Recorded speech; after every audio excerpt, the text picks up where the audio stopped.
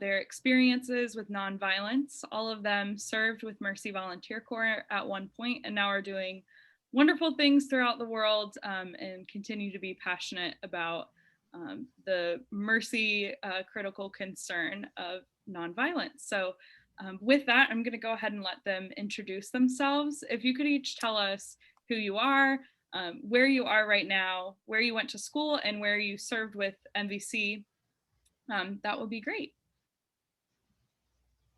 Alex, do you want to start us off? Sure. My name is Alex Pierlott. I served with Mercy Volunteer Corps 2014 to 2015 in Hartford, Connecticut. I served with a nonprofit called Hands on Hartford in their community meals soup kitchen program. I got my bachelor's degree at Seton Hall University and a master's degree in social work from the University of Pittsburgh.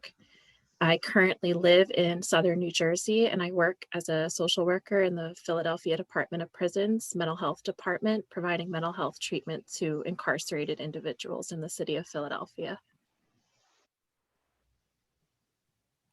Thanks, Alex. Anneka, do you want to go?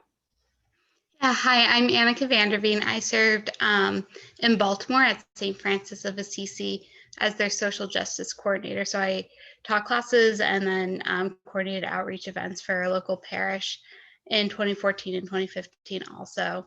I got my bachelor's of social work at Salve Regina University and then my MSW at the University of Pennsylvania. I currently also live right outside Philadelphia, just north of it, where I work as a social worker in a gun violence agency and mental health facility. Thank you. Matthew? Matthew Guiffre. I was at Bosco Academy in Guyana. I served with the international program for MVC, and I was the 5th grade instructor there. I'm currently in Athens, Greece, where I'm working with refugees with the ongoing crisis that's happening in the Middle East as people are fleeing there and coming to Greece as an access point into the rest of the EU. And I feel like I should probably start working on my master's in social work so I can catch up with these two. Thank you all so much. We're so glad to have you all here tonight and to take some time out of your evening to share your stories. Can you tell us a little bit more about where you served and what your day-to-day was like in that role? If we want to go in the same order again, that'd be great. Okay, so Hands on Hartford is an amazing nonprofit in Hartford. They work with folks who are experiencing food insecurity and housing insecurity, and they have a lot of different programs, but I specifically worked in their community meals program. It's probably changed in the years since, but at the time we were serving breakfast. Well, we did like breakfast pastries in the morning. We would open up a big church basement and then allow folks just time inside out of the cold or out of the heat, time to socialize or be to themselves. And I had an office where I would see people one-on-one. They could use the phone. I could direct them to resources. I could give out donations that we had of clothing, hygiene items, and then we would serve a lunch meal, restaurant style. So everyone would sit at their tables, and then I would assist volunteers who came from local businesses to serve the meal. That was 4 days a week, and then twice a week we would also open back up and do dinner. I also spent some time in the food pantry that they have at Hands on Hartford. Once a week I would help out there sorting, collecting donations. So I got to spend a lot of time with the folks we served, with volunteers that came to serve, and also with the folks that worked at Hands on Hartford. So I just learned a lot there, and I really enjoyed working with everyone there.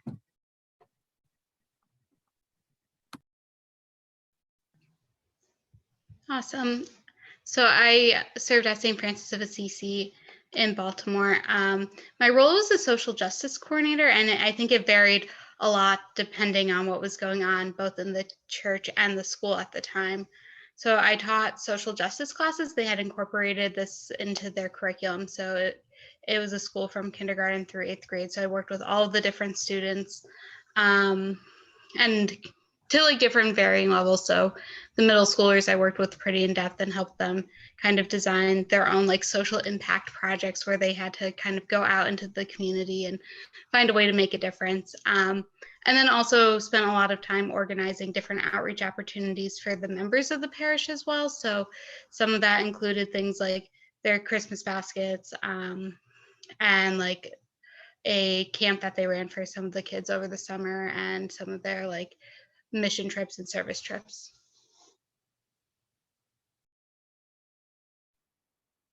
So for me, I worked at Bosco Academy, which is the on-site school at the Bosco Orphanage in Guyana, which is about a 30-minute bus ride outside of Georgetown. So on a day-to-day basis, it was catch a minibus out to Plaisance, and then Monday through Friday, I was in the classroom with my 5th grade class, which was really wonderful. But at the same time, there were kind of different elements to volunteering at Bosco. You had a relationship with, at the time, the year I was there were 44 boys, and the volunteer had a relationship with all of them. But obviously, the majority of my time was spent with my class, which was just 4 boys, which whenever I tell people that, it makes it seem like it was like a cakewalk. But I think there are classes of like 20 and 30 and even more that I've taught that were less challenging than my 4 little love monsters, who I literally learned so much more from than they ever would have learned from me. So yeah, there's this idea of ministry of presence, like just being somewhere, and that being a vital component to volunteering. And that definitely was a piece of volunteering in Guyana and being a part of the Bosco community. So hanging around after school, having select kids over a couple at a time to the volunteer house just to kind of get them out of the orphanage, going swimming with them on Saturdays. You have this like opportunity to really become a part of the community. So teaching was a big part of it, but there are kind of many different elements to it. How did your experiences at your service sites lead you all to where you are now, and the kind of work that you're doing now?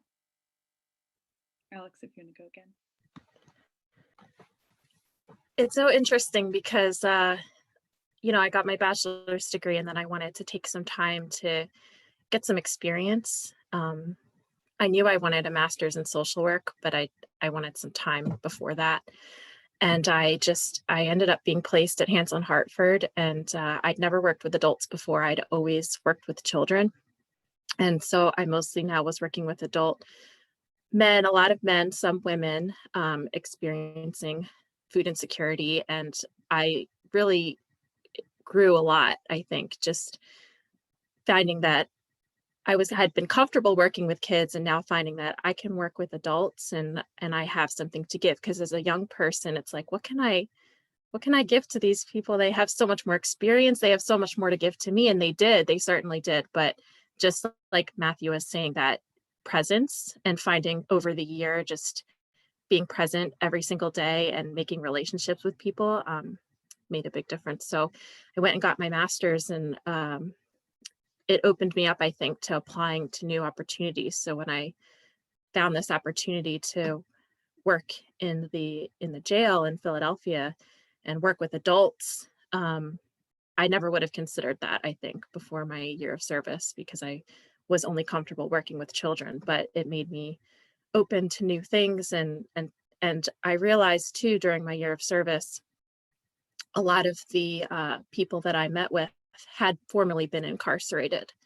And so to now think that I was applying to this job and now where I've been working for the past 3 years, working with folks who are incarcerated and thinking and being open and knowing what their experience may have been like or may be like when they leave. Not saying everyone's is the same, but having a picture of some experiences that people may have had. So it just opened me up to new opportunities, and I think helps me find some confidence in myself and what I can bring to a job. So it really definitely was a big stepping stone into where I am now.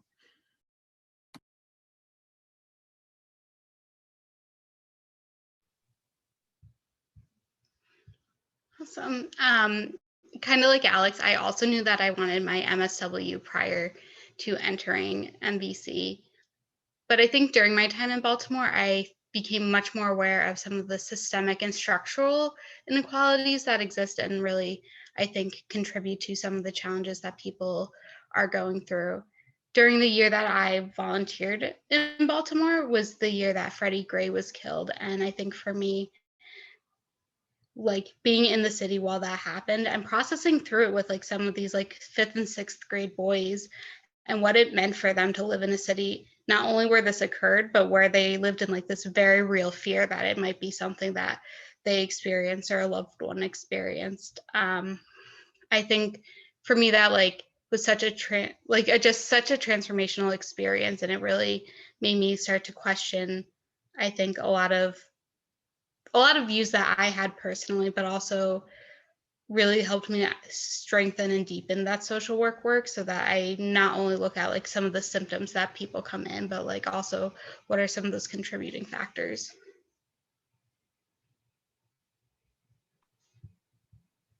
I almost want to say that my experience with MVC isn't directly related to what I'm doing now. It's just that pieces of what I was doing with MVC have definitely come with me. Obviously, if you sign up for a year of service, no matter what it is or where it is, that's going to have a major impact on your life. I volunteered with a different volunteer program the year before I joined MVC, and then I ended up going back to my work site and being hired on a year with VC. So that's why it doesn't seem like there's a direct correlation. Like the path I was on probably would have been somewhat similar whether I did MVC or not. But with refugees and having doing this for a while now, there's a lot of similarities just working with vulnerable people and knowing how to cope with that on many different levels for yourself and for the people that you're working with. So yeah, directly the path isn't exactly clear, but like I said, I think probably every day I'm still pulling from my experience in Guyana, which is kind of cool. If anybody is listening and wants to join MB. Thank you. I'm wondering now if each of you could kind of share what nonviolence means to you, like in what aspect of life you see nonviolence, or in your work, what does nonviolence mean? Okay, this is a really big question, but I've been thinking about this a lot. And I think it'll definitely change as I grow and change. But for now, for me, just thinking about nonviolence in reaction to violence is like an action, or an action of peace, of seeing every single person. It's like an attitude, a way of living, like seeing every person, as worthy of love, as somebody who's like me.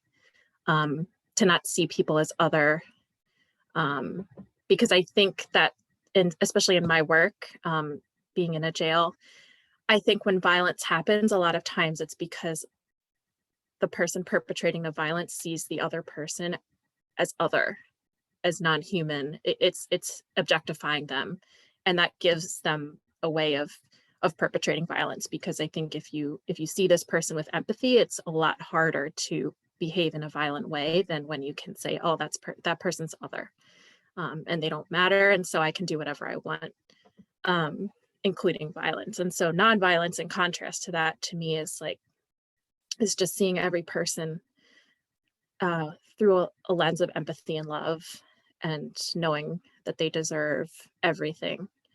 And I think too, I've been reflecting on this too, is nonviolence towards the self,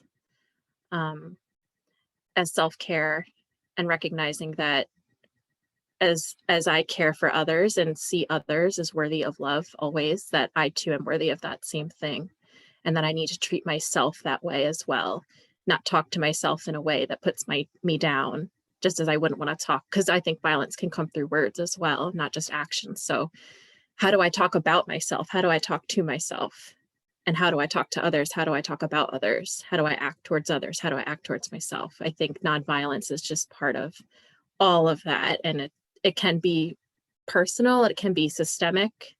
But yeah, that's what I've been reflecting on lately, thinking about nonviolence. That's a hard response to follow up with. I think Alex hit on a lot of like the really good points. I think nonviolence really does stem from this place of love and of mercy. And I think it's also like a commitment to make changes so that we can exist peacefully. I think like when we like really look at it critically, there are a lot of like systemic and structural issues that contribute to violence. And so it's also this commitment to really taking that action in order to alleviate some of that, and to create just an environment that's not only physically safe, but emotionally and like spiritually safe as well. I think oftentimes we think of violence just as like a physical act, but I think there are other types of violence that kind of come into play.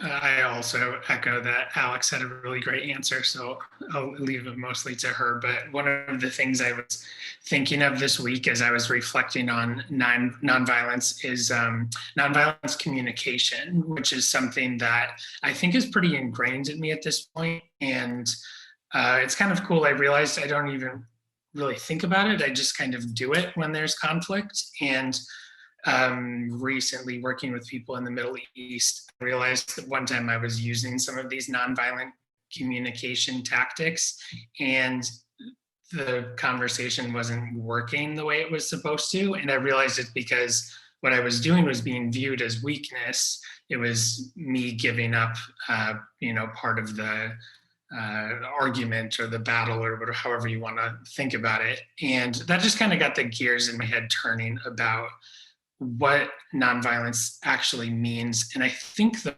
word is peace. The goal is peace, which, like Alex said, love is right there next to peace. I mean, they're good friends. They go together wherever they go.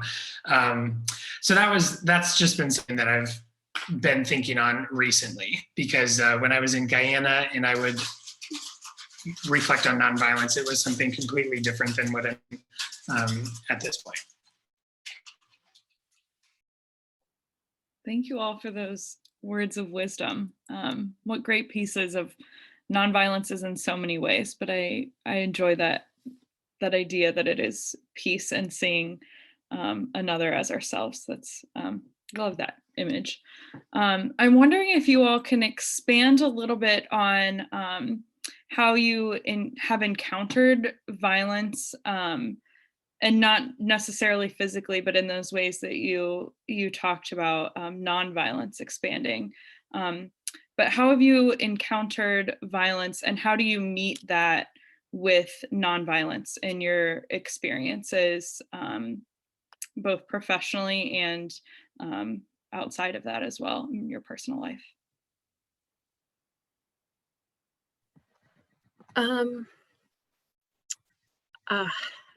I'm trying to think of a good example. I think just in general, there can be a violence of words, of like, I know a person is experiencing a lot of distress and is not sure what to do with it. And so they direct it outward toward others and name calling or violent words, threats, whatever it may be. And I think the best examples I've seen of nonviolence is just kind of, like you were saying, Matthew, maybe it could be seen as weak, but just accepting that, not giving it back, not allowing violence to be acceptable, to speak out against it, but to not use it or return it to the other person.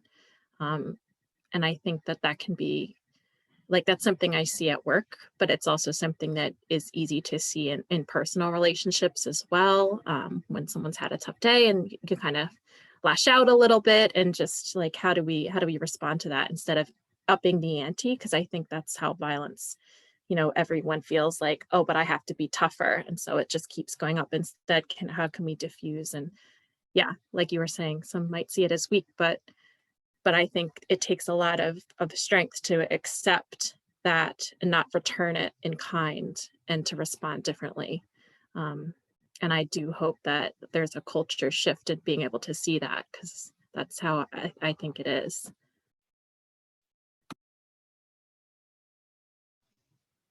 Yeah, in my MSW program, we talked so much about this idea that hurt people.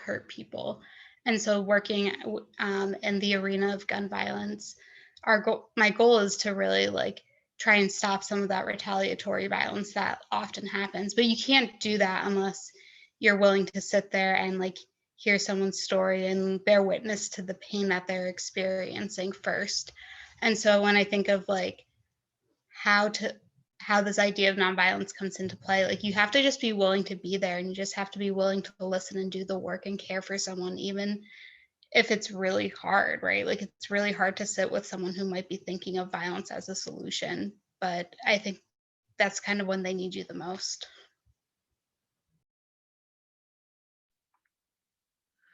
When I worked at Bosco, like I said, I had 4 boys who were in my class out of the 44 that lived at the orphanage. And Andrea, maybe you can speak to this also. The orphanage is a little bit like a pressure cooker. I mean, you have 44 really beautiful people who live there, but who have all gone through a lot in their lives, and a lot of it traumatic. So that, plus just being a boy growing up on planet Earth, you have a lot going on inside of you. And so violence just sort of happens. I don't want to say naturally, because I would hate to think that that's something that is innately in a person, but violence is going to happen. And one of the techniques I did with my kids was meditation, which sounds a lot easier than it actually is. They did not like meditating, but darn it, we meditated. And at the end of the year, I had them write a little essay about what they liked about the school year and what they didn't like about the school year. And they all wrote that they didn't like meditating, which I thought was funny. But meditate without complaint after a while. I could get 4 10-year-olds to sit still for 11 minutes because they knew ones that they had to listen to. And even though they complained about it and they kicked and screamed, and it was the main thing that they decided to hate on at the end of the school year, I knew there was something to it, that they were picking up on this habit that, if you go within, you don't necessarily have to go without. And while you might look silly to the 40 other people who are ready to hit you with a stick, the teacher's watching, so you're safe in that moment, and you actually have quiet your mind. And, as a 9-year-old, maybe you don't appreciate that, but I think it was worth exploring the idea of, do they want time to be quiet and to go within and seize that moment, even if they have to pretend to hate it? Maybe it's actually, a little bit worth it. Yeah, I guess that's all I have to say about that. My internet keeps cutting out. Yeah, thanks, Matthew. You have frozen a few times, but we've still been able to catch what you're saying. So thank you. So thinking about all of us as a Mercy community and people that care about nonviolence, what can we do to engage with nonviolence in our everyday lives and our everyday encounters, and support nonviolent social change or initiatives in our communities and the people we encounter? I think Matthew's work with his class is definitely a great place to start. It's, I think, finding stillness within yourself, and finding peace within to be able to face the world with, especially if you face violence in the world, to be a bringer of peace. it has to start with you, and it's hard work. It's definitely ongoing for life, but I think that's something we can do in the Mercy community as we do, is just to continue to work on our growth, our internal growth. And I just, yeah, I don't know of any. I mean, I think in each community, I'm sure there's initiatives, there's groups, there's things you can do in your community that you can join if you're interested. I don't know where everyone's coming from, but I think for me in my own life, it's just, yeah, finding that inner peace and trying to emulate that. Noticing moments when I start to feel, like I said earlier, being violent in word toward myself or toward others, and trying to just kind of sit with that, be like, where is this coming from? And how can I be different? How can I meet this with love instead? Yeah, I don't know. For me, I think it's just that one-on-one with yourself and with other people is where to start. Maybe not where to end, but definitely where to start. Yeah, I definitely agree with that. But I also think like part of this is like sometimes we get so stuck on like what is the best way to act. And really, I think the answer is you just have to start. Like you just have to kind of find a place and pick it and start there. I don't know that there's like a specific agency or a specific cause that is the best place necessarily, but I think once you get started, you're going to be able to develop your own path and your own journey and figure out what your role is in this entire like idea of working towards nonviolence.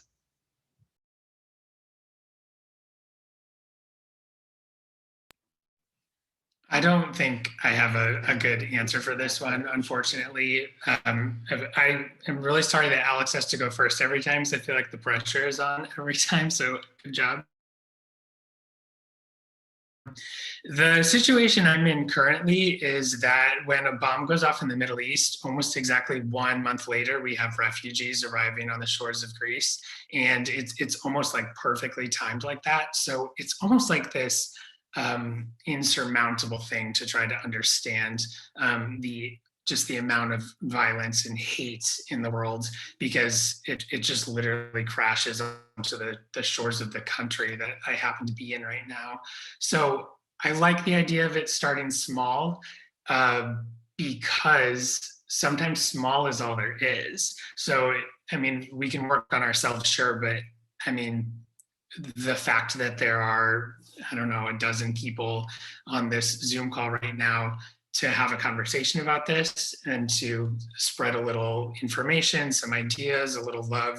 I mean, that's where it's at, because there's just too much hate in the world for stuff like this not to be kind of brewing underneath the surface.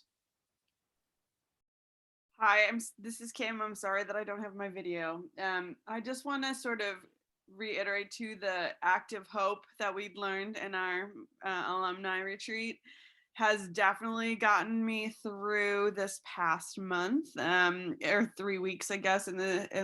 Really, it's not a whole month yet, but I've really been diving into that, and it really is a mind frame game changer. So if you really do reset the way you think, it does sort of multiply in ways that you don't even realize. It just and it gives all these examples.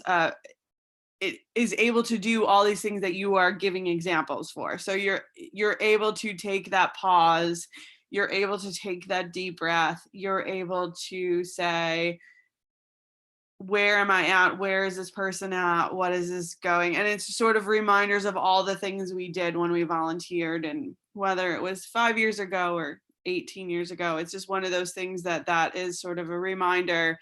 And I like that, because to me, active hope seemed like it was so huge, but it really is can be so tiny. And it's same sort of with this nonviolence. I came on sort of as a refresher, and it is just such a great reminder that it doesn't have to be huge things, that it can be small things. Yeah, thank you, Kim. And thanks for getting us started on having a conversation now. I would love to open up the floor to all of us. If you have questions for the panel or thoughts and reflections, we would love to hear those and share those. So I pass it all to you now.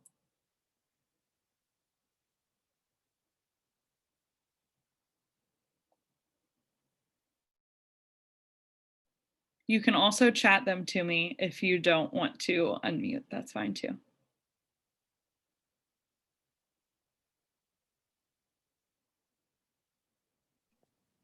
I have a question for the three panelists. Seems like you all have jobs where you absorb a lot of vicarious trauma. And I'm wondering, like, what just one self-care practice is that helps you kind of unpack that or let go of that?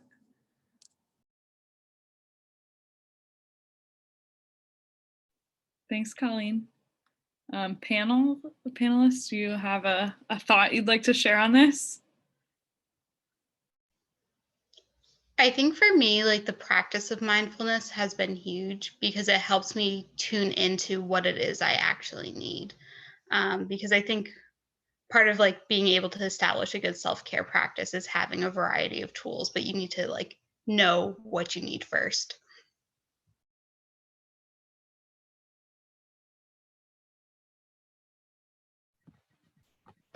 I think one thing that helps me, especially thinking about violence and nonviolence, is something that we talked about a lot with social work. It's a strengths-based perspective, and just even when things sound really, really bad, where is the strength? And just kind of almost like what Kim was saying too about active hope, just a little mindset shift, like just absorbing a lot of trauma can be really hard. But then I sit and think, wow, this person has survived a lot and they have so many gifts that got them through it and that will continue to, that they will bring into the rest of their life. And what can I learn from their experience and how they got through it? And how can I reflect that back to them? Because I think a lot of times that can be really healing for someone to share their story, for me to hear it, and then to say, wow, this is what I see in your story in a way they may not have known. And it helps me as well, coming away from that, absorbing the trauma that the person has been through, but also reflecting on what the strengths are that they have.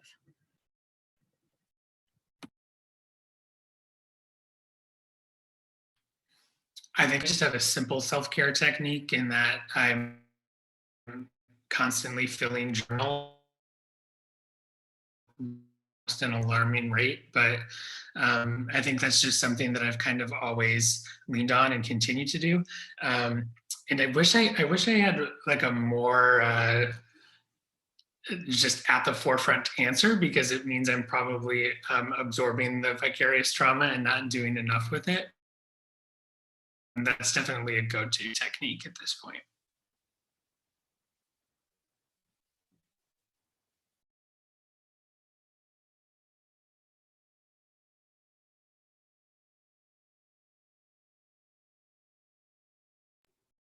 Hi, I'm Emily. I'm actually in Baltimore right now serving a year, so shout out.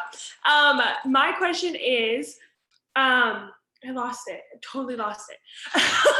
No, my question is, what do you wish that you had known like in your year of service, or what was something that you like grew in your year of service? That's all. That's great. Thanks, Emily. Who wants to take a leap on that one?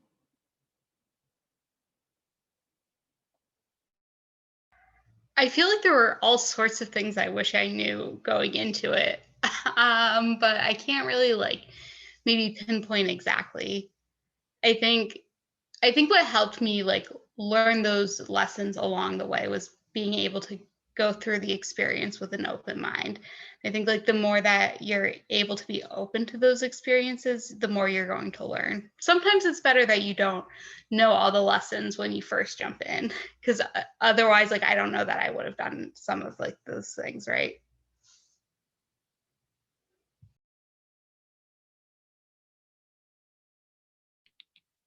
I think they just don't take it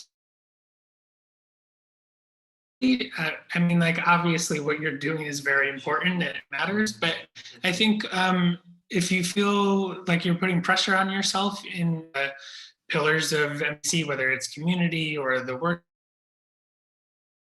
just kind of take a step back and try to grab some perspective, because it's like a huge thing that you're doing and it's really wonderful, but at the same time, just take the pressure off yourself, because it's going to be okay either way.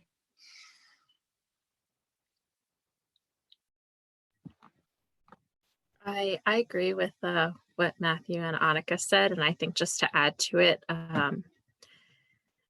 just to be present in the time that you have. I think my year of service, I was able to be really present to the experience of every day. Not too concerned about the future, not thinking too much about the past, just being present with the experience in a way where like time every day felt so long and full and amazing.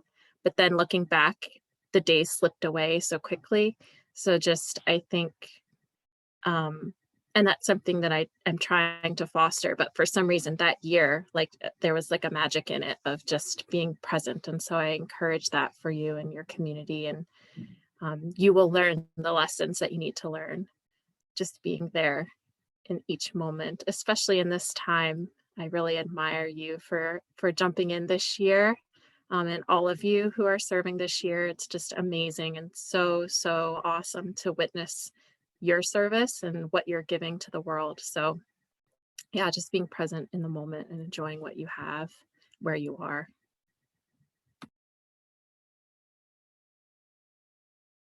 Great advice, all. Thank you.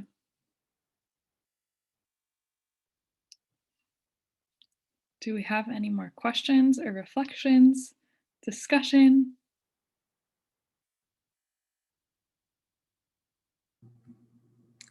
Andrea, this is Lara. Hi, I apologize also for not having video. I want to thank the three of you for taking time to talk about nonviolence and based in your own experiences. It's nonviolent action and communication seems to be a very direct thread in my world in the last probably 4 months specifically, meaning trainings just seem to show up, or an event that I'm at, someone talks about it, or it just is very present for me. So I appreciate this happening. Alex, you really struck in me when you talked about self-nonviolence. It just made me curious. I wanted to hear more. I immediately thought of self-compassion. And I guess I'm curious, are they the same thing for you? Is self-compassion a component of self-nonviolence? I would just love to hear more about what you're thinking. I think it's a really important element. So actually, I think it was 2 years ago, MVC did their first alumni retreat. And one of the components was thinking about the critical concerns and breaking off into groups and talking about the one that spoke most to the group. And I was in the nonviolence group. And so to prepare for this, I looked back at my journal from the time and what I reflected on. And that was just something that was in there, was just about practicing nonviolence toward the self. And you saying, Laura, like self-compassion, I think that's exactly what I mean. I think for me, they're the same. But I think it's just, self-compassion is an act of nonviolence. It's a way of being nonviolent. And so like connecting those two into one, I think is where I think of it, and just treating ourselves the way that we want to treat other people. Because the adage is treating others the way you want to be treated. But I think a lot of us who go into service are pretty good at that, but it's how do we treat ourselves? Like, because we treat others with love, how do we treat ourselves? And that's self-compassion. And I think that self-compassion is an act of nonviolence, but that had just come up in reflection during that time. I don't even know if it was my own thought or if someone else said it and it struck me and I wrote it in my journal, but that's where it came from. And thank you for saying that about self-compassion, because I think that really clicked for me. Like, yeah, self-compassion is what I meant, and self-compassion is an act of nonviolence.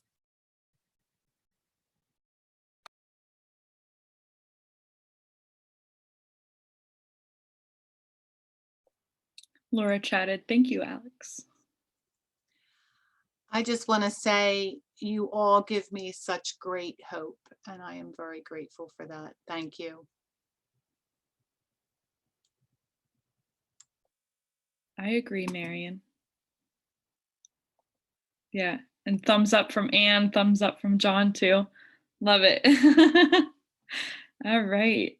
Well, I so appreciate the panelists for being here tonight. Also early in the morning for Matthew. We appreciate you taking this time to share your stories and your insights and your wisdom, and all sorts of good stuff with us. It's so nice to be able to connect with the Mercy community in this way. We do have other opportunities coming up to do this that we're excited about. We have spirituality nights and continuing this social justice series throughout the next few months. So I'm going to chat the link with all of those dates to you and how to sign up. We are so glad that we can keep in touch with all of you and share this space virtually. So thank you all again, and be well.